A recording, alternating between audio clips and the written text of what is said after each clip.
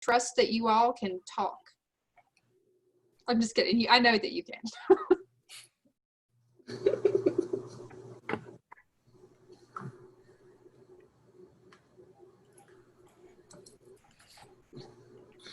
Who's going to start talking? I'll jump in. There you go. Step up, step back. So I'll step up.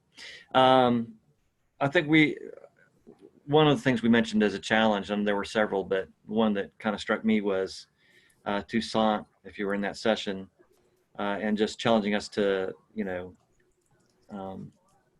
step up and make a difference. Don't keep talking about it. Just, you need to find a way to, he didn't say this exactly, but at some point you have to ascend past the intellectual assumption of it and actually take on action. And again, the images that struck me, there's lots and lots of images there, so you can't pin it down to one, but those images of Toussaint in action, where he's locked arm in arm with the protesters or standing between the protesters and the police, and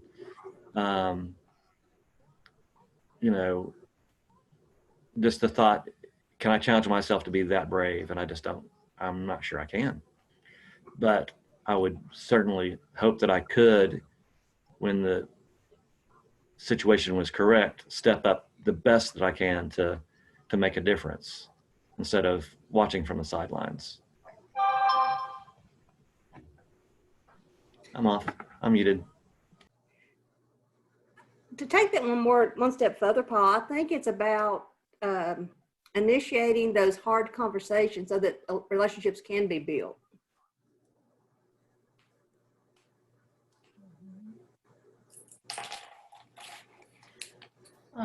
I think one of the things I gathered from this was in our last group, we talked about everyone's normal not being our normal, and really taking the time to listen to others. So I plan on challenging myself, to one, make time for myself and actually put it on the calendar and hold to it like I do all my other meetings. And having the meeting with myself, which I thought was really good, that Tom shared with us.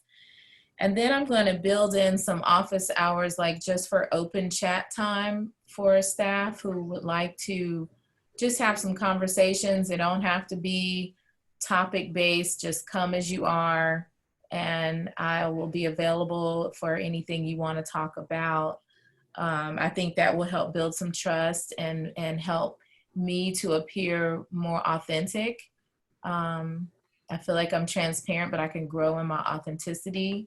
So that's my challenges and takeaways, and I really appreciate everything that was discussed today.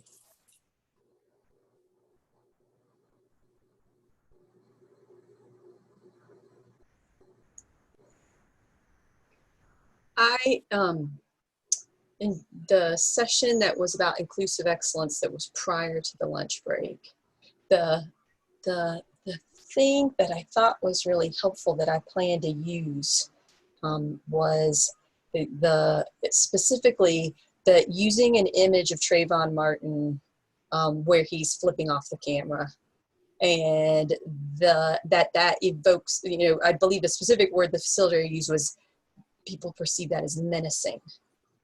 What I loved, and maybe it's because I just am a country music fan, is they said, but there's an image of Johnny Cash flipping off the camera that people adore, and they think it's just the coolest rebel, snapshot available. And I think that I feel like that visual might be useful in future inclusive excellence conversations that I have, that I've not had that image that I was just the right image that would evoke just the right, like it spoke to me. And I just have a feeling that that might work in a way that some of the other images can be dismissed. We'll see. And I pulled up the picture. Yeah, anybody can write Johnny Cash flipping the bird and you'll see exactly what we're talking about.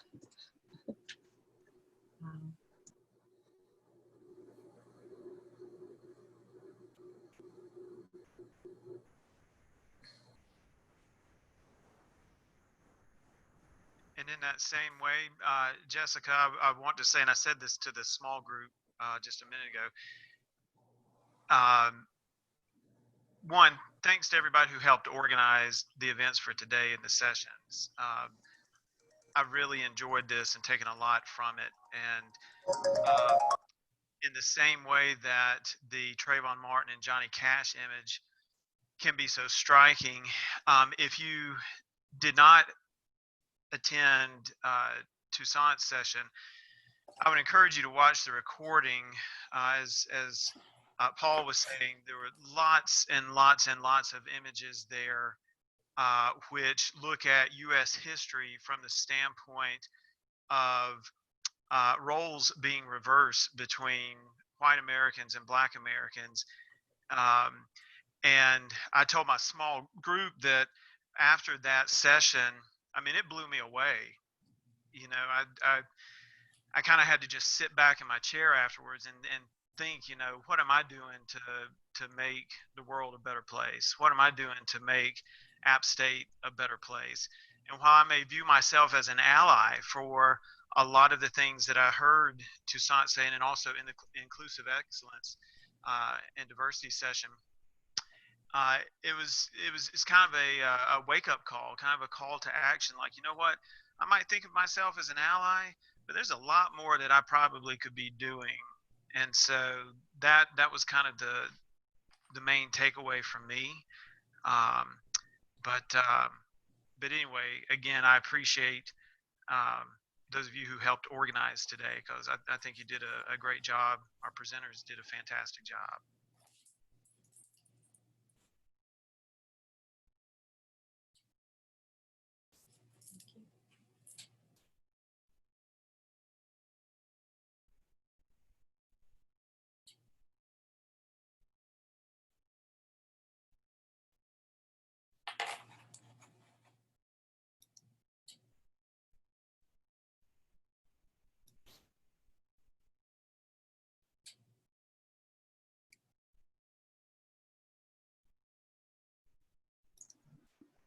Emily, will you just repeat the question? What are you asking us?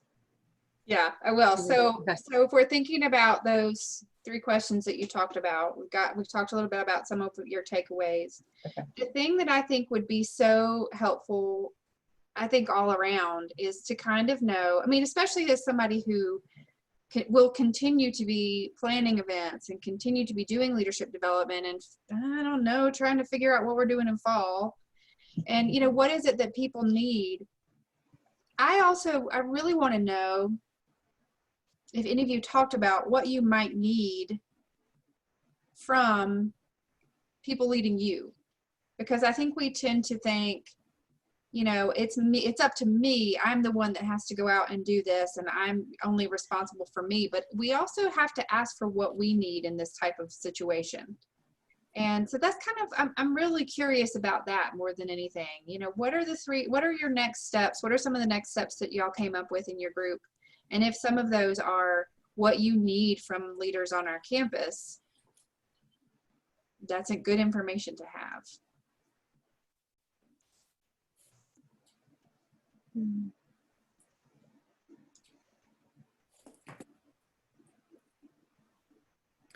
I think especially, I mean, I know we've been wanting to have social justice and, you know, diversity and inclusion on our radar for, you know, even before the protests that have come out of this summer. But I think we're also at a point where there's a decent amount of pressure to push us further in that direction.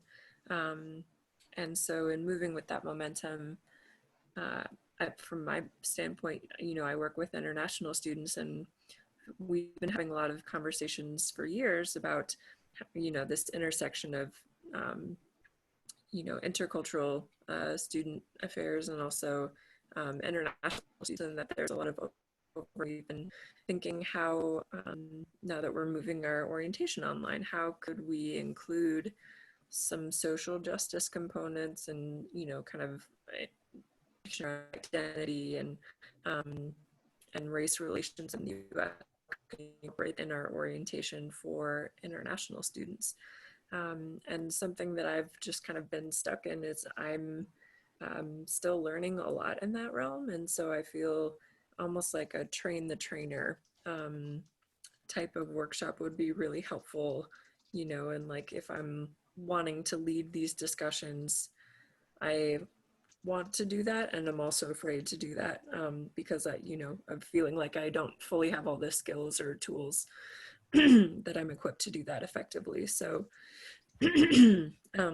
yeah, I think that would be something that I would, I think a lot of, you know, folks reference Toussaint's sort of call to action. And so now that I think there's an even greater appetite, I would venture, for that more now than ever on our campus, supporting that with further tools of how do we advance that important work that I think a lot of people are already agreeing that it's important, but kind of the next practical steps of how do we do that.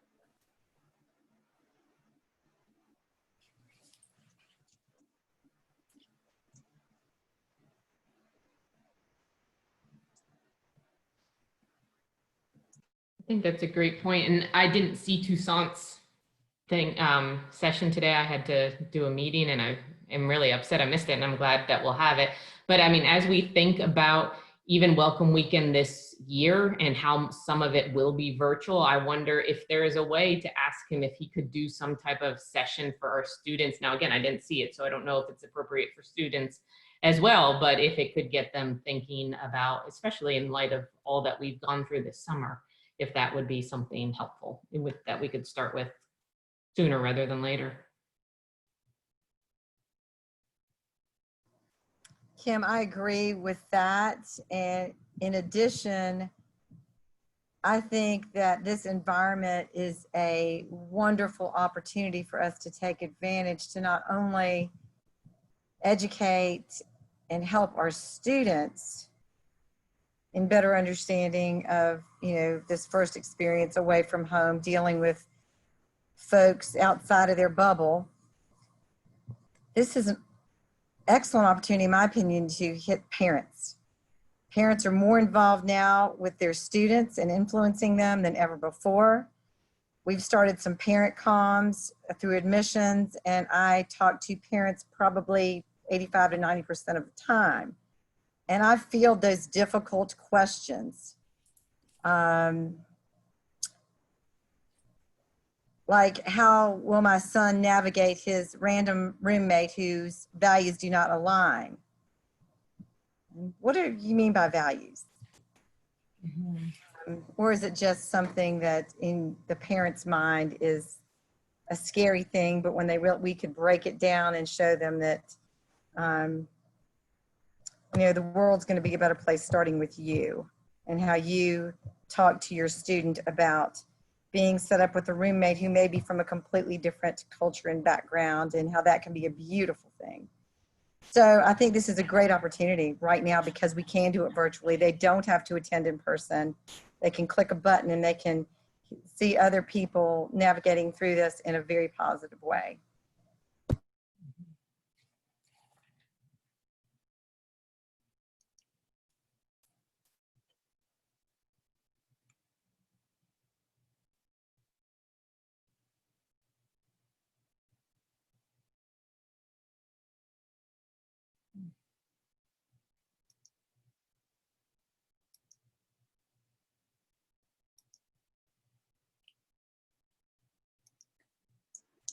Emily, I think I need to think about that part of the question where you said, what do you need from the top of the chain?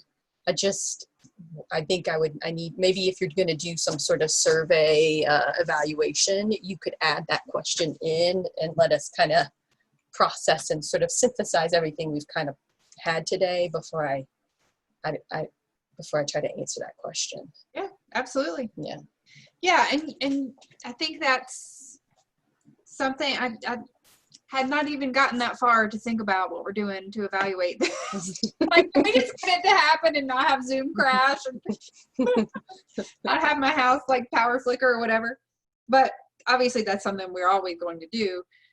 So that's really good feedback for me, because I need it. It's for selfish reasons. It's so that I know. We're actually planning something. This is very preliminary, so don't like hold me to this. I'm not going to write a check my rear end can't cash, but I have been thinking about this whole idea of leadership disrupted, and that so much of what we are experiencing right now from our leaders, they're managing a huge amount of disruption. So what does it look like to challenge all of our assumptions that we have about leadership and what it looks like to lead in a normal time? Do those things that we say we need hold true all through this kind of disruption? And then, sort of like I was talking with Willie yesterday, we're going through 2 pandemics. We've got the pandemic of COVID, and then we've got the social, racial issues in our country, and both are serious issues. How are we responding to both of those things? Balancing all of those different, very, very different needs. So it's really for my benefit as we start to think about leadership development programming. I always want to know, because a lot of you are familiar faces. A lot of you have been through our leadership development program. Some of you have even been through our 2nd level leadership program. Some of you have been through our Agents of Change program. And so the fact that you keep coming back tells me that you have feedback on what you need and what you want. So as long as you're willing to share it with me at some point, I will let you all go for the day, because I know you're probably ready to go, get off of here, get away from Zoom for a little bit. I'm really grateful that you spent this time, though, because here, I'm putting your faces over here under my webcam. So I think it was really helpful. So any last parting thoughts? Any last questions? Any last words? Well done, Emily. Y'all done just a great job in terms of organizing and the event planning and getting the word out and making this accessible. And I just want to say great job, Lindsay, for navigating. In one of the sessions, we had the speaker have a power outage in the middle of it. Just great job to you and your team for putting all of this together, because there's, as someone who's done quite a bit of event planning, there's a lot of person power behind that. And so well done. Thank you. Yeah, good job. Absolutely. Great job. Thank you. You are very welcome. All right. It's almost the weekend. Woo! All right. Have a good one. Thank you. Thanks.